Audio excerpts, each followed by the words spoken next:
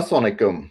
Welcome to Member Spotlight by Allied Muslim Chamber of Business. MCOB is a membership-based social enterprise with a mission to create a thriving Muslim business community. It's the power of collective wisdom, continued learning, and thought leadership brought together for Muslims by Muslims. Our core belief is that business leaders thrive when they have access to a supportive community of peers who challenge and inspire each other. Today, we have with us our member, Ghaffar Khan. Ghaffar is a dedicated financial professional serving as a senior financial associate at Oppenheimer, where he supports clients with comprehensive wealth management and investment strategies. With a strong foundation in financial planning, portfolio support, and client service, Ghaffar plays a key role in helping individuals and families navigate complex financial decisions with clarity and confidence. Welcome, Ghaffar. Hi, Assalamu alaikum, and thank you very much for showing interest and allowing me the opportunity to speak with you and present this. Thank you. Yeah. No, thank you. Thank you for being part of this journey and being a member at MCOP. So, would love to learn about you, your journey, how you got to where you are today. Sure. So, as you know, my name is Ghaffar Khan. I'm currently working on a professional side. I'm a senior financial associate at Oppenheimer, part of a four-member team, uh, two financial advisors, two support staff, and we have about 300 million assets under management, taking care of institutional, nonprofit, and individual clients. I've been in the financial industry for about 18 years. I started my career with Morgan Stanley as a consultant and then became a full-time employee there. Throughout the years, I spent a time with different departments. At the end of my Oppenheimer at Morgan Stanley venture, I was with their consulting group, and then I got an opportunity to join Oppenheimer in 2015 in their corporate head office, doing similar work that I was doing it at Morgan Stanley, which was more of a program administration and a compliance support. Um, During the COVID pandemic, I was approached by a financial advisor who was based in DC. She offered me to join her team, and I took it that as a challenge because I have never been into a sales role. I discussed the opportunity with my wife and my family, and everybody encouraged and supported. So I made the decision to. In 2021, I moved to Washington D.C. area, Washington D.C. metro area or DMV. Currently living in Maryland. So I'm in my current role. I'm responsible for daily operation and the client interaction and focusing on individual client need. Now, on a personal side, a little bit background. I was born in Pakistan. I moved to US when I was 15 in the early 90s. I graduated from Brewster High School and went to Iona College, New Rochelle. Um, I mean, it's so far the second move that I did it in Maryland. I mean, it was a challenging, having I have a 14-year-old son. We were a Mhm. little concerned how it's going to impact him, but the family has adjusted well, and I met a lot of good people in the DMV area. Actually, I was kind of surprised that there is a very large South Asian or Muslim community over here. Some of them are very affluent families, I mean, second and third generation. And then it became very clear to me, like, that that demographic has been underserved and overlooked by other advisors. So I kind of like working on a marketing plan or something to serve our community, help out, reach out, and be an educational source for them. Um, because there is a need for that, and there is some unique challenges that are very unique to South Asian or Pakistani or Muslim communities. Mhm. Um, Even if when they are high earners or they're doing well off, they still the concept of wealth management is not something they used to or accustomed to. Okay. So my goal is to kind of like having a resource for our community and help out and you know Oh, uh, be a source for them. No, thank you. Thank you for that. So, can you give an example or describe the all the services that you are providing right now? So, so we kind of like act as a financial fitness coach for busy individuals with a demanding career who have a little or no time to think or plan about their retirement or legacy planning. Most of our clients choose to outsource their investment management to us, which allow them more time to spend on the things that they like spending more times with their family or focusing on their career or for if they retired working on their golf swings or taking vacations. Um, so one thing that's unique about our practice is the customized and outcome-based approach to investment, risk management, and financial planning.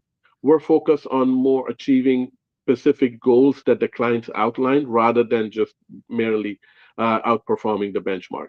So the key to these strategies, the customization, tailoring investment to meet individuals and organizations' goal, risk management, incorporating risk management strategies to align investment with their the investor's capacity to take risk, and data-driven decision making, making decisions based on evidence and data to ensure the alignment is with their desired outcome. And also the flexibility and adaptability, adjust their strategies that are based on their current performance, but also looking, the outcome that's allowed the adjustments necessary. Okay. Can you share any example that the individuals that you were working with, that how you were able to provide them a better solution that they already had? Yeah, so most advisors would provide clients a cookie cutter approach. We kind of like sit down with the clients on a discovery meeting and have them and challenge them to kind of like outline their goals. Um, and then we will take that information, uh, use our financial planning software, and then create a kind of like a roadmap for them, and then say that okay, these are the steps that you need to take in order to achieve your final goal. And and then we kind of like assure them that throughout this journey we will be with you for bringing some accountability and checking off the when you reach the each milestone, checking off those boxes. So that's kind of like unique with our, and that applies to individuals and also to corporate or institutional and nonprofit as well. um, we also there is now going back to my original, there are certain challenges, like for example, one thing that I find out is that the Sharia compliant investment is something that a lot of folks are interested, and a lot of individuals that I spoke to are interested, but that requires a lot of hands-on management and customization of a portfolio management. Well, the U.S. wealth management industry is still largely tailored to Western family structure. But if you're looking at somebody, with the immigrant background, you would have a individual that have a challenges with taking care of their parents, and also at the same time saving for their kids education.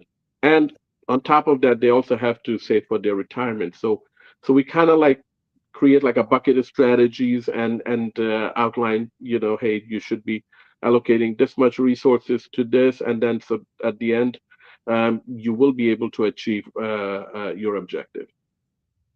Okay. As a financial advisor, would you be able to give advice in general about what should people be careful of, and then when they are investing and they are looking to save for their future? Um, Working with the individuals, I think that often is the biggest challenge is either people wanted to chase what's hot or what they hear in the news. There is a lot of interest there was when I joined right after 2021, there was a lot of interest in the crypto NFTs, and then we spoke with our client, and we said that, okay, let's just have you know, a disciplined approach. Rather than just jump on a bandwagon, let's just do some research, find out what companies are. Do they actually have a product that they can offer you? Just not chase. Sometimes people have a fear of not missing out, Hmm. and a greed kind of like take that sometimes the decision making process. So having somebody, a professional, having a sound voice sometimes can help. So I used to tell my clients, just invest, not more than 3 or 4% of your uh, total assets Hmm. into crypto or crypto related. So if you lose it, if it does, this goes to zero, it will not have impact on your retirement or your son's college tuition.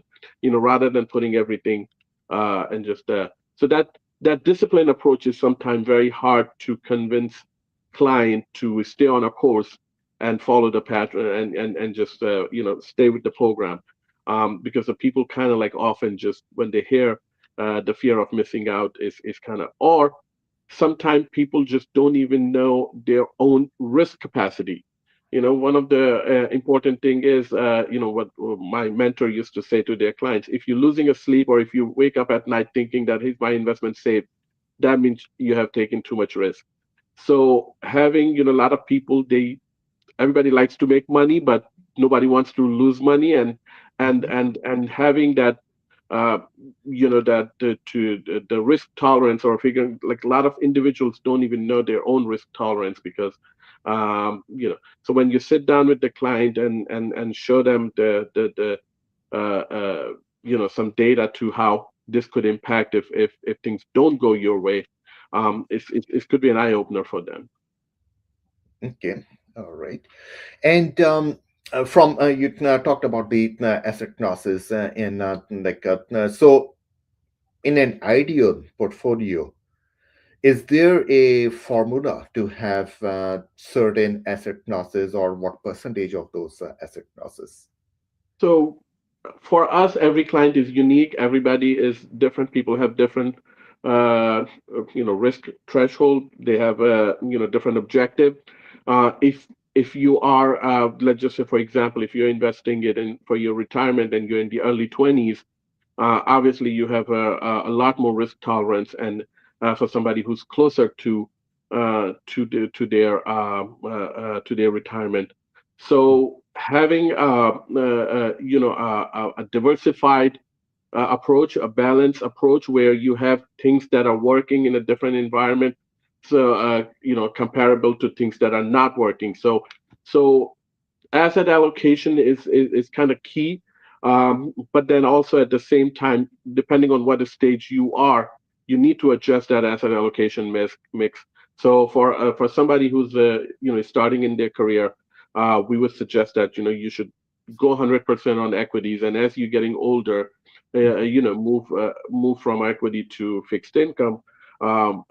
If somebody's in their mid 40s or mid 50s, we would say just like do a 60/40 portfolio. That's you Okay. know, and as they get older, we kind of like goes over allocation to their fixed income, so they have a secure retirement. So they're not subject to market volatility. So Okay. that. All right. Okay. And last thing I would love to hear from you is, what do you do outside of work? What are your interests or hobbies? So outside of work, I mean, I have a 14 years old son, and I have my parents live with me, so there's plenty of enough to keep me busy on a weekend. If I do get time, I mean, one of my goal is to read more books. I like reading, and I used to do it a lot when I was younger, and then so this is something that I kind of like fell off the wagon. So I want to go back to that, reading books. watching movies with family. They used to watch a lot of Bollywood movies, not anymore actually. And Also like hiking. This is something that we just picked up with my son. Okay. And there's this DMV area has we're lucky enough to have some really nice hiking trail. Yes. So during a fall, that's a good relaxing activity for me. Mhm. I kind of find hiking relaxing. All right. Okay. No, thank you. Thank you for sharing all that about you and your work. And again, welcome to MCOP. Thank you for being a member here and looking forward to seeing your journey in our membership. Thank you very much, and thanks for again for providing me the opportunity. I'm looking forward for meeting more members at MCOP. I mean, I had attended one dinner with you, and that was I was very impressed. And then the next day, I signed up for the membership. So that was you sold me on a first meeting. So that was great.